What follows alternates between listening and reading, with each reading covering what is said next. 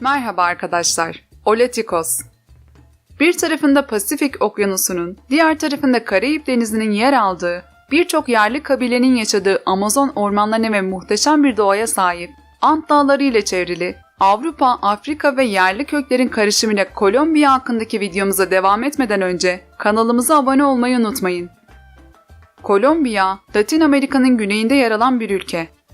Kuzeyde Karayip Denizi, batıda ise Pasifik Okyanusu ile çevrili olan ülkenin sınır komşuları Panama, Venezuela, Brezilya, Ekvador ve Peru'dur.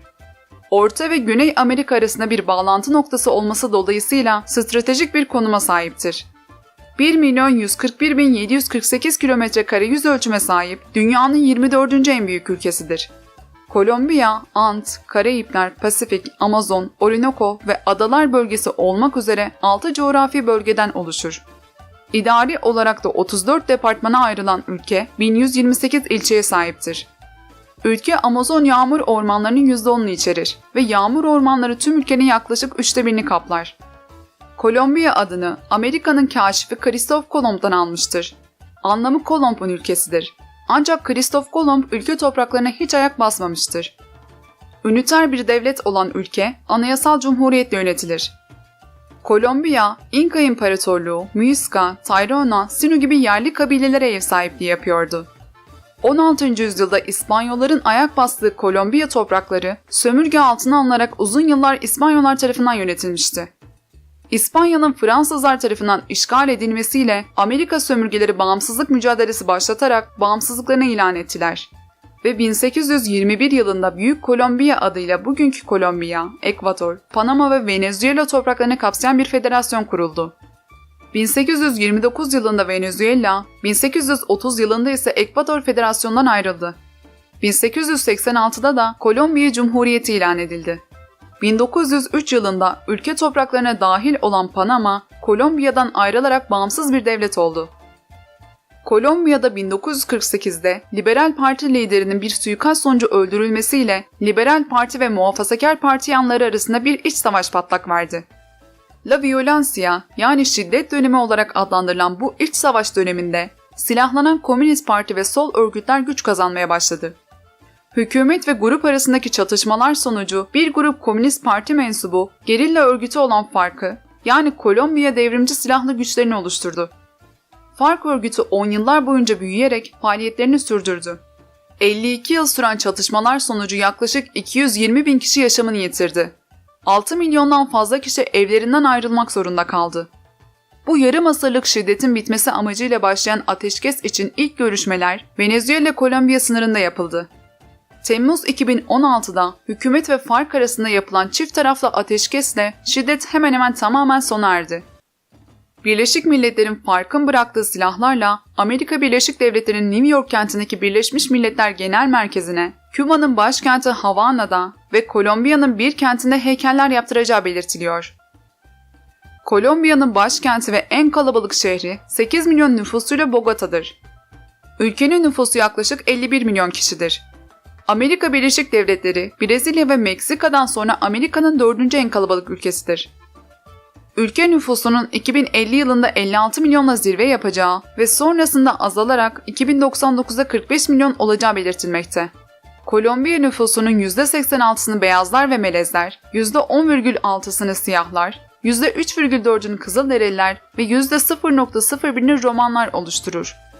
İspanyol yönetimi sırasında yerli halklar büyük ölçüde yok edilmiştir. Nüfusun %3,4'lük kısmını oluşturan yerlilerin günümüzdeki sayısı ise yaklaşık 2 milyon civarıdır ve 101 kabile bulunmaktadır. Bu kabilelerden 70'i Amazon ormanlarında yaşamakta ve kültürlerini devam ettirmektedir. Resmi dili İspanyolca olan Kolombiya'da 80 farklı dil konuşulmaktadır. İspanyolca konuşan ülkeler arasında Meksika'dan sonra en kalabalık ikinci ülkedir. Çoğunluğu Katolik olmak üzere %70'i Hristiyan olan Kolombiya oldukça dindar bir ülkedir. Kolombiya Latin Amerika'nın 3. dünyanın ise 38. büyük ekonomisidir. Nüfusun %27'si yoksulluk sınırının altında yaşamaktadır. Kolombiya'da son 10 yılda ekonomik bir düşüş yaşanmıştır. Bunun sebebi petrol fiyatlarında yaşanan düşüşler ve komşusu Venezuela'nın yaşadığı siyasi ve ekonomik krizden dolayı gelen mülteci akınıdır. Ülkede yaklaşık 1.700.000 göçmen bulunmaktadır. Ülkede kişi başı yıllık geliri 2010 yılında $8.000 üzerindeyken 2020 yılında ise $6.428 gerilemiştir. 90'larda uyuşturucu Kolombiya'nın en büyük ihracat geliriydi. Merkez Bankası'nın dayandığı verilere göre 90'larda tüm ülke servetinin %30'u uyuşturucu ticaretinden kazanılmıştı. Şu anda devlet büyük kartellerin çoğuna son vermiş olsa da lokal olarak halen karteller varlığını sürdürmektedir.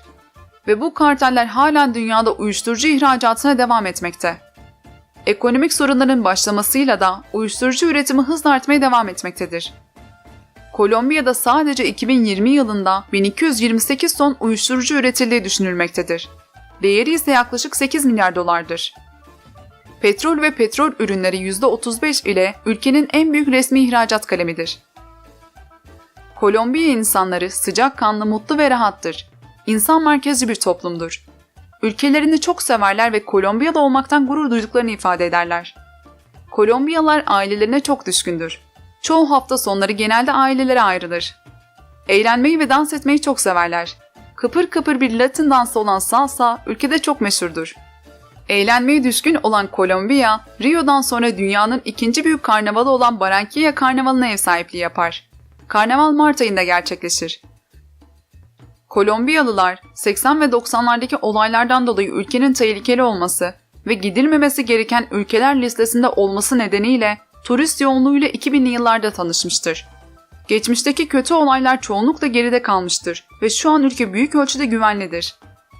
İnsanlar turistlere iyi yaklaşmaktadır. Türkler de ülkede genelde sevilmektedir. Bunun en büyük nedeni de Kolombiya'nın Türkiye'nin Latin Amerika'da en çok dizi ihraç ettiği ülkelerden biri olmasıdır. Ülkede ilgiyle izlenen Türk dizileri arasında Cesur ve Güzel, Muhteşem Yüzyıl ve Ezel gibi Türk dizileri yer alıyor. Çoğumuzun Narkoz dizisiyle tanıdığı Pablo Escobar, dünyaca ünlü Kolombiyalı uyuşturucu baronu ve Medellin kartelinin kurucusudur. Medellin karteli, başta Amerika Birleşik Devletleri ve Güney Amerika olmak üzere birçok bölgede büyük çaplı uyuşturucu ağları oluşturmuştu. 1980'li yılların ortalarında Escobar'ın karteli yılda $22 milyar bir gelir elde ediyordu. Escobar uyuşturucu ticaretiyle dünyanın 7. en zengin insanı olmuştu. Bu yıllarda Amerika Birleşik Devletleri pazarında tekel konuma yükselen Escobar, Amerika Birleşik Devletleri'nin uyuşturucu ihtiyacının 5'te 4'ünü karşılıyordu. İhtiyaç sahiplerine de yardım eden Escobar'ın lakabı Robin Hood'a çıkmıştı. Hatta Escobar'ın bir seferinde kızı üşüdüğü için $2 milyon yaktığı rivayet edilir.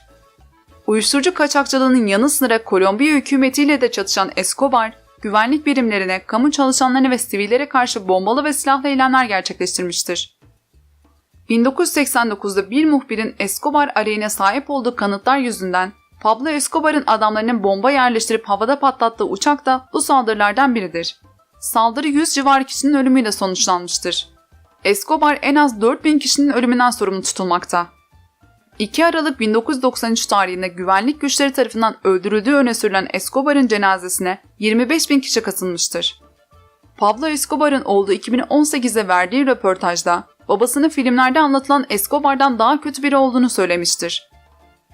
Pablo Escobar, lüks çiftliğinin bahçesinde su aygırı, zürafa, fil ve diğer hayvanları barındıran özel bir hayvanat bahçesi inşa etmişti.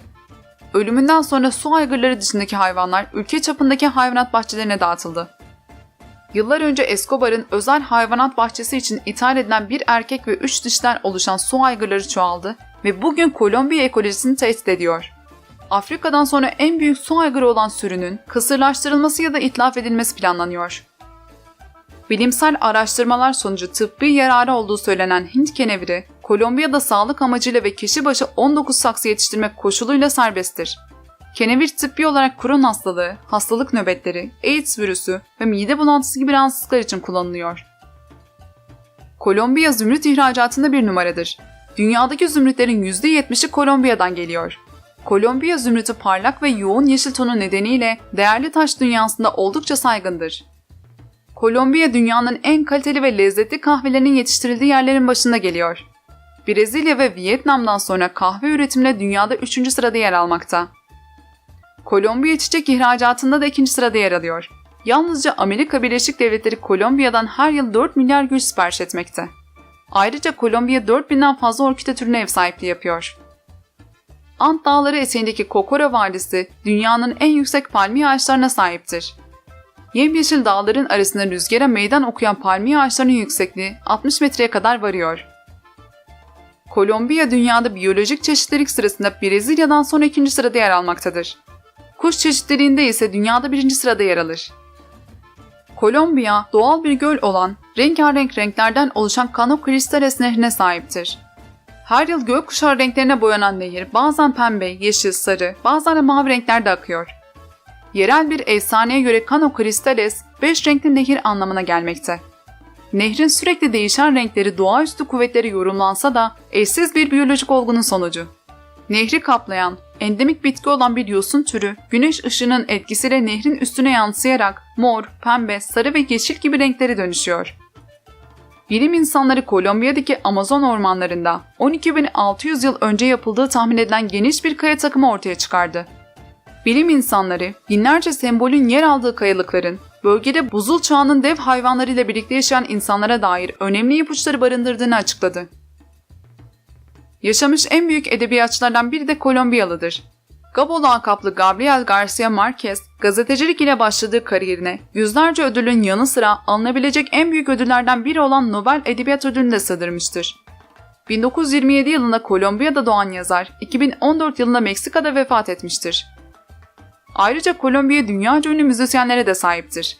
Shakira ve Juanes en iyi bilinen müzisyenlerinden ikisidir. Kolombiya'da radyo ve televizyon kanallarının her gün sabah 6 ve akşam 6'da ulusal marşı çalması zorunludur. Tarihin, farklı kültürlerin, muhteşem sahillerin, dansın ve müziğin yer aldığı bu güzel Latin ülkesi kesinlikle görülmesi gereken bir ülke. Kolombiya Türkiye'den 180 güne kadar vize istemiyor. Ülke Türkiye'ye göre 8 saat geriden gelmekte. İki ülke arası uçuş süresi ortalama 13 saat. Gezilecek yerlerine bakarsak, UNESCO tarafından koruma altına alınmış, renkli yapısı ve mimarisiyle masalsı bir şehir olan Cartagena, eskiden adı uyuşturucu ve güvenlik sorunlarıyla anılsa da bugün oldukça güvenli bir kültür şehri olan Medellin, bakir ve gizemli dünyasıyla Amazon ormanları, Karayip ve Pasifik sahillerine yer alan ünlü plajlara görülmesi gereken yerler. Videomuzun sonuna geldik. Siz de Kolombiya hakkında bildiklerinizi yorum kısmında bizlerle paylaşabilirsiniz. Kanalımıza destek vermek için abone olmayı, videomuzu beğenmeyi ve bildirim zilini açmayı unutmayın. Bir sonraki videoda görüşmek dileğiyle.